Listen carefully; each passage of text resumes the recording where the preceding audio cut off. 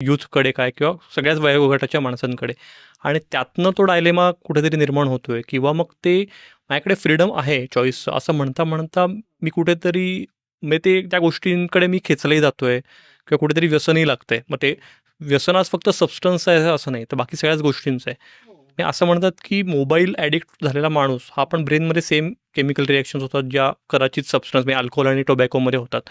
तर हे भान राखून मी खरंच काय म्हणू की इमोशनल वेलनेस जो आपण म्हणतोय तो राखणं हे आज खरंच खूप चॅलेंजिंग आहे, ते फ्रीडम राखणं. चॅलेंजिंग आहेच.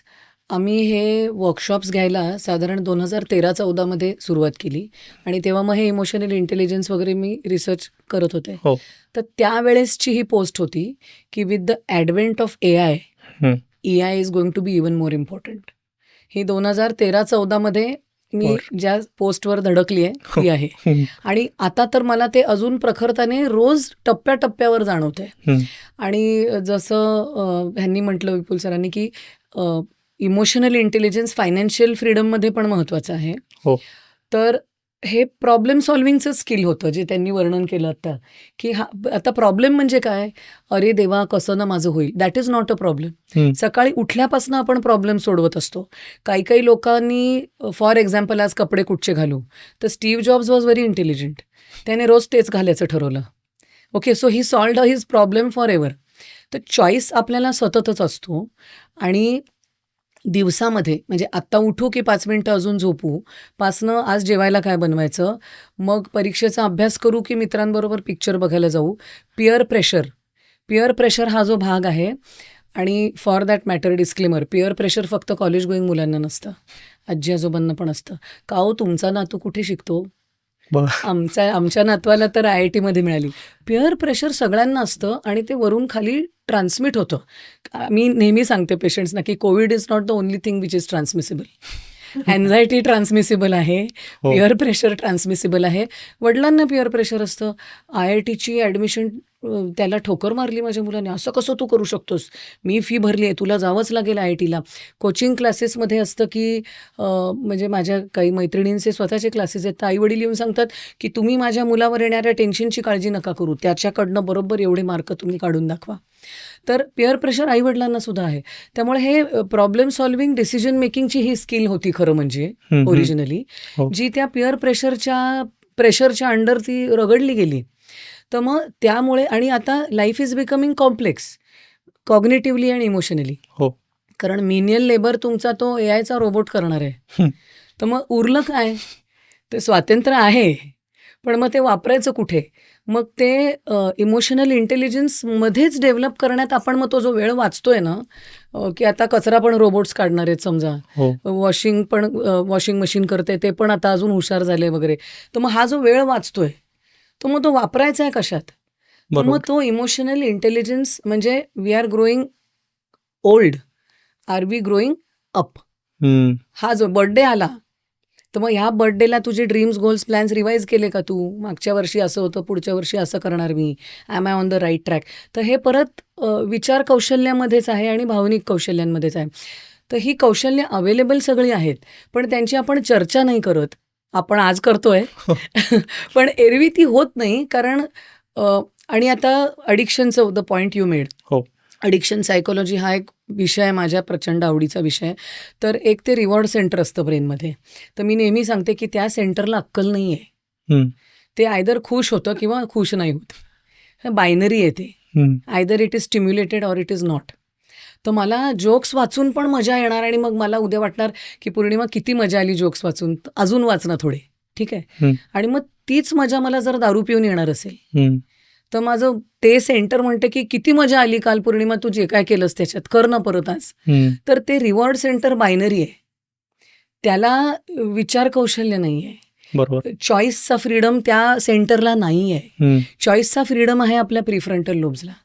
म्हणजे माझ्या पर्सनॅलिटीचा जो ब्रेन आहे त्याला चॉईसचं फ्रीडम आहे की मित्रांशी गप्पा मारल्यावर सुद्धा तीच मजा आली होती, बिना दारूची पण तितकीच मजा येते, हे ते माझ्या प्रीफ्रंटल लोबला समजते. आणि मग ती समज त्या रिवॉर्ड सेंटरपर्यंत पोचवणं हे माझं कॉन्शियस काम आहे.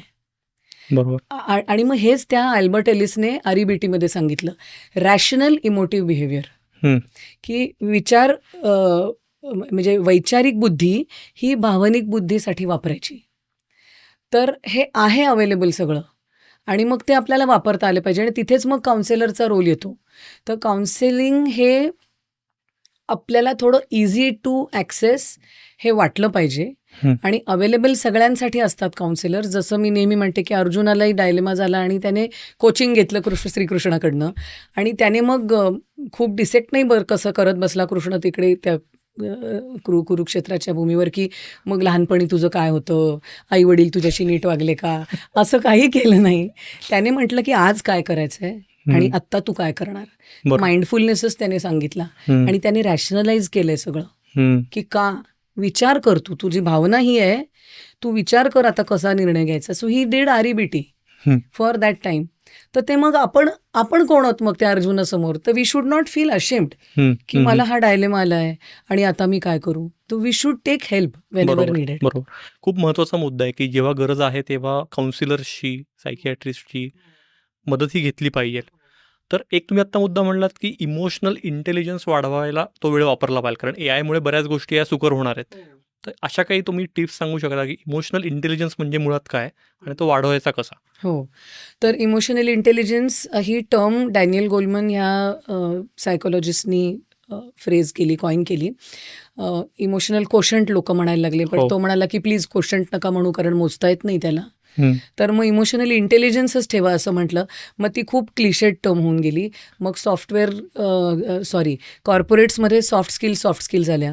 तर मग सॉफ्ट स्किल्सचा आपण विचार केला तर actually soft skills are emotional intelligence skills आणि तेच WHO ने लाईफ स्किल्स म्हणून सांगितलं. तर actually these are different names for the same thing. बऱ्याचशा धर्मांमध्ये भावनिक स्वास्थ्याबद्दलच बोललेले आहेत. जसं मी मगाची गीतेचा रेफरन्स दिला, आत्ता पण आपण म्हणालो. तर ह्या त्याच 10 स्किल्स आहेत सेल्फ रेग्युलेशनच्या आणि सोशल बिहेवियरच्या, इंटरपर्सनल इंटेलिजन्स जो आपण म्हणतो. ह्या शिकता येतात, शिकवता येतात. पण जसा मी प्रश्न विचारते माझ्या वर्कशॉप्समध्ये की पतंग उडवता का आणि मग कुठचं पुस्तक वाचून शिकलात. ठीक आहे, तर there is no book. Cycle चालवायला कुठचं पुस्तक वाचलं होतं, कुठचंच नाही. कारण this is not knowledge, these are skills. तर सायकल चालवायला शिकताना आपण पडलो 4 वेळा, पण 5व्यांदा नाही पडलो ना. तर भावनिक बुद्धिमत्ता जी आहे, त्याची जी कौशल्य आहेत ती तुम्ही जर गुगल केलं तर देर आर मेनी ॲव्हेन्यूज. आम्ही तर वर्कशॉप्स घेतो. आमचा 16 ते 20 तासांचा वर्कशॉप आहे. तर 16 ते 20 तासामध्ये आपल्याला सिद्धी प्राप्त नाही होत, पण मनातल्या खिडक्या उघडतात की अच्छा हा मार्ग आहे. तर मी एक छोटा फॉर्म्युला सांगते सगळ्यांना की रोज रात्री झोपायच्या आधी 15 मिनिटं स्वतःमध्ये इन्व्हेस्ट करायची आहेत वैचारिकदृष्ट्या. तो एक एकांत असतो ना. आम्ही शाळांमध्ये पण विचारतो की 24 तास कोण आहे तुमच्या बरोबर. मग मुलं आधी उत्तर देतात आई, टीचर, हे ते. नाही, 24 तास म्हणजे मग मी फनी प्रश्न त्यांना करायला की पॉटी करायला जातं तेव्हा कोण असतं. मग त्यांना कळतं की अच्छा मीच आहे स्वतःबरोबर. So self care is my on responsibility. म्हणजे जे स्वातंत्र्य म्हणतोय आपण ते ती रिस्पॉन्सिबिलिटी फॉलो केल्यानंतरच स्वातंत्र्य येणार आहे. तर ही 10 कौशल्य जर तुम्हाला आत्मसात करायची असतील तर सगळ्यांसाठी सगळी कौशल्य नसतील समजा इम्पॉर्टंट. फॉर एक्झाम्पल एखादा आर्टिस्ट आहे तर त्याला क्रिएटिव्ह थिंकिंग जास्त महत्त्वाचं आहे. ठीक आहे, मी डॉक्टर आहे तर मला क्रिटिकल थिंकिंग जास्त महत्त्वाचं आहे. तर कौशल्य ही गोल बेस्ड आहेत. माझे गोल्स, माझे ड्रीम्स काय आहेत त्याच्यावरनं मला हवी असलेली कौशल्य महत्त्वाची आहेत. तर त्यामुळे it's a very personalised customised list of skills. तर रात्री रोज 15 मिनिटं जी इन्व्हेस्ट करायची आहेत, तर माझा आजचा दिवस कसा गेला ह्याच्यासाठी एक 10 मिनिटं मी घालवली.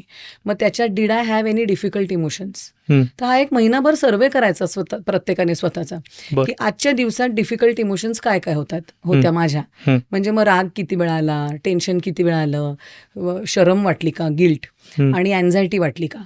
मग त्याच्यानंतर एक 5वी डिफिकल्ट इमोशन मी टाकते त्याच्यात, ते म्हणजे आपल्याला जे प्रेम म्हणून वाटतंय ते. म्हणजे दिल की लगी हे सगळं it's a very difficult emotion. चर्चा नाही झाली याची. बॉलिवूडने सांगितलं ह्याला प्रेम म्हणतात आणि आपण फसलो त्याच्यात. तर ते सुद्धा कोणाबद्दल वाटायला लागले का इन्फॅच्युएशन, मग त्याचा एक विचार करायचा 10 मिनिटं. Do I need help in this. ठीक आहे, मग 2 ते 3 मिनिटं ग्रॅटिट्यूड, कृतज्ञता. Gratitude is a researched skill for mental wellness.